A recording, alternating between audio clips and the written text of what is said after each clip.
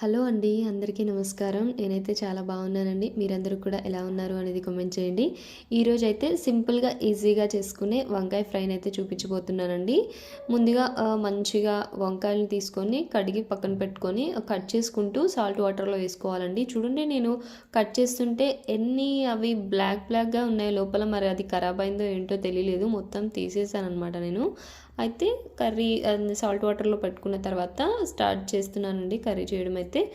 ముందుగా ఒక కడాయి తీసుకొని దాంట్లోకి సరిపడినంత ఆయిల్ వేసుకొని కొంచెం తాలింపు గింజలు వేసుకొని ఆ తర్వాత ఆనియన్, పచ్చిమిర్చి వేసుకొని అవి కొంచెం ఫ్రై అయిన తర్వాత అల్లం పేస్ట్ వేసుకొని అది పచ్చివాసన పోయే వరకు ఫ్రై చేసుకున్న తర్వాత ఆ తర్వాత సాల్ట్ వాటర్‌లో పెట్టుకున్న వంకాయ ముక్కలను అయితే వేసానండి. మంచిగా వాటిని ఫ్రై చేసుకున్నాక అవి ఉడికాయా లేదా చూసుకొని ఆ తర్వాత ఉప్పు, తర్వాత సాల్ట్ సరిపోతే సాల్ట్ అలా వేసుకోవాలండి. ఫైనల్‌గా కొత్తిమీర, గరం మసాలా వేసాను.